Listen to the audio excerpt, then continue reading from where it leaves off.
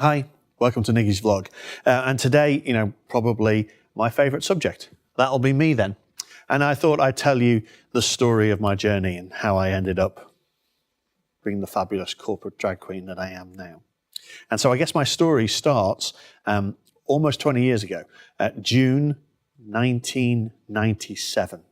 I started a business called M62. And M62 is a business that helps people deliver presentations. So we stand in front of PowerPoint slides that we design, we help people figure out their message and go to market. And originally we did any kind of presentations, although mostly what we do is sales presentations, and I'm a coach. So what I do is I spend my time coaching people who have to deliver presentations. And people who deliver presentations are usually anxious and need a bit of support, and you don't coach anybody by telling them what they did wrong. You coach people by reinforcing the good, by telling them what they did well and bringing it out. And I have spent 20 years, I've coached thousands of presenters to deliver good presentations, and you do that in a positive, constructive manner. And I tell you that because the rest of the story kind of depends on it. So I would run the business for about 10 years and decided that I was out in the field coaching, doing what I do best, and that I needed somebody else to run the business. So I hired a professional management team.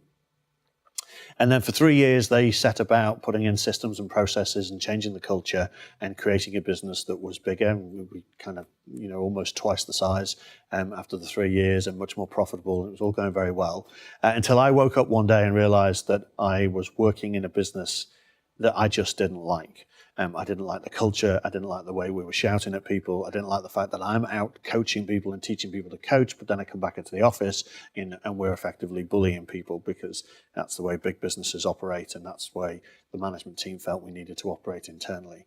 And I spent 2 years trying to change it and couldn't, and so eventually I resigned from my own business because I just couldn't stand the caustic culture.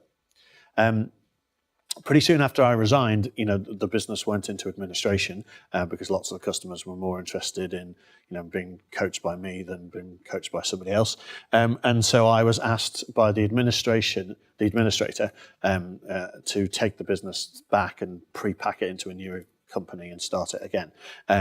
So I decided that I would, and in 2011 took over running the business again after about a 5-year break. And what was interesting is obviously the culture was just caustic. I didn't like it. That's why I'd left. So I spent 12 months telling everybody we're going to change the culture.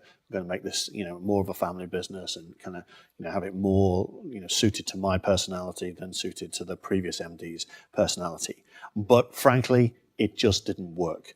And for the first 12 months of bringing it through, we made a loss. In fact, actually, we made a huge loss. We made like £100,000 kind of loss. And, I had to make a decision whether to close the business. And obviously the idea of bringing it through was to keep everybody employed, or whether to do something drastic.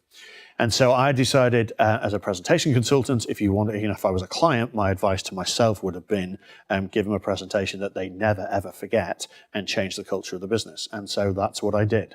I turned up to the staff Christmas do looking like this. This is a photograph from the day. This is my PA at the time, Rachel, and the two of us walked into the staff Christmas party, 16th of December 2012, and gave them, obviously a good laugh, but when they'd finished laughing, I gave them a very serious message. And the message is this: stop thinking of me as daddy, wait till your father gets home, you're in trouble. Think of me as mummy. Have you got your packed lunch? Have you got your schedule? Call me when you're home safe. My job as the chief executive is to make you successful. It's not to bollock you for getting it wrong. And then I keep this dress. It is still in my office on a mannequin. I keep it behind the door, and I used it to try and drive a change in my behavior so that when people come in with a problem, the kind of, 20 years of being a male manager, I have this, desire to solve people's problems. So they come in and say, IBM have been on the phone and what do we do? And I would go, well, tell them this or tell them that, or do this or do that. And they go away with the solution, but they feel a bit stupid for coming in and asking the question. And now they come in and say, well, IBM have called, what do you think we should do? And I see the dress behind them, and that reminds me to behave in a more female, nurturing, collaborative manner. And I look at them and say, well, that sounds like a really bad problem. What do you think our options are? And now they start to come up with a solution, and I help them pick which solution they want to do. And when they walk out the office, they walk with a spring in their step because it's their solution, not mine. And they've taken ownership, not me. And now we've got a team that are really, really good. So not only did it change my behavior, but actually this idea of creating an episodic memory that we could tie everything back to, and saying the 16th of December 2012 is the day that we changed the business, worked phenomenally well.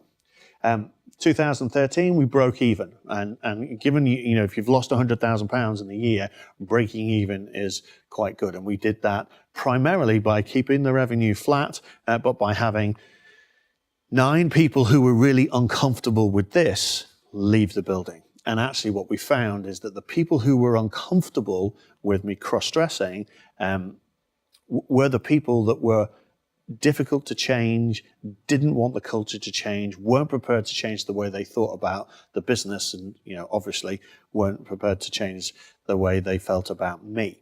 And once they've left, the business started to function and started to work well. So well that the following year we made almost 2.5 times what we'd lost in 2 years earlier. And that continued. The following year, we made even more money than that. And 2016, again, a hugely profitable year for us. And so the business now is not only more profitable because I put a dress on, it's actually a really nice place to work. So much so that 6 months ago, when we decided that it was probably time to rebrand the business, and I went to my staff and said, I spent a lot of time as Nick and a lot of time as Nicci. Now, who do you prefer? They all unanimously said they would much rather the MD of the new business was Nicci. And so I've transitioned full time to being Nicci in business. And if you go to M62's website, you'll now find that we have a new name. It's called M62 Vinces. It's all about helping people win. And all of the material that you'll see will be me presenting like this.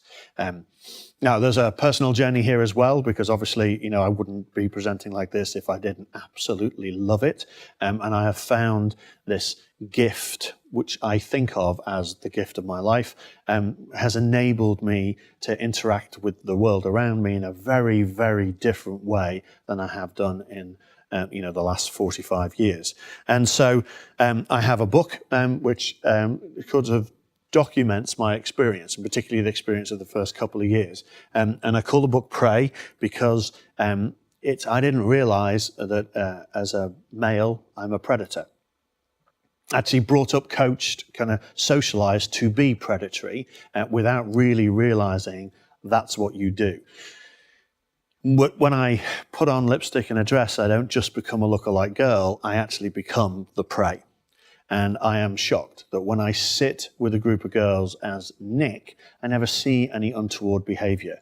But when I sit with a group of girls as Nicci, it's like a bloody freak show. What men do when they think they are the only man in the room is just shocking. And to have spent 45 years blissfully ignorant of how badly some men behave has kind of shocked me to my core.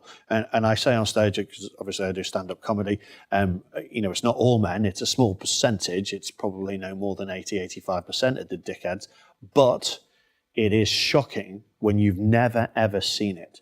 And I have never seen it. But it's very difficult to avoid recognizing that it happens when some idiot has his hand on my bum and is asking me how much to spend the night with him. So the book is all about this, my observations as a straight, white, happily married father of 3, suddenly finding that if you're female, the world is very, very different than if you're male. Not all negative. There's a huge amount of positive stuff. And what I've tried to do in the book is capture both the downside, which is fairly down, but all of the wonderful upsides of kind of looking like this. So I also have a vlog. You're kind of watching a video now, and I record these things as often as I can, whenever I have time and whenever I've got something interesting to say. The things I talk about primarily then, are this kind of views from the other, from across the gender divide. So, you know, I know all about being male. I've spent 45 years doing that, but for the past 3-4 years, what I've been playing with is understanding what the world looks like from the other side of what is clearly gender divide. I am not trans. That's quite an important statement, I suspect. Trans people want to transition or transfer across that gender divide permanently, and I don't. I am really, really happy having a foot in both camps. I am the best of both worlds. I like to tell people that I'm Nick when I'm needed, but I'm Nicci when I'm wanted. And most of the time, I prefer to present like this because I prefer the way people treat with me, but just occasionally, I put on a suit and go in and boss people around because sometimes my kids need to be told what to do. So I'm fascinated by gender politics and kind of learning about a whole area of society that as a straight white male, you never get to think about, you never get exposed to.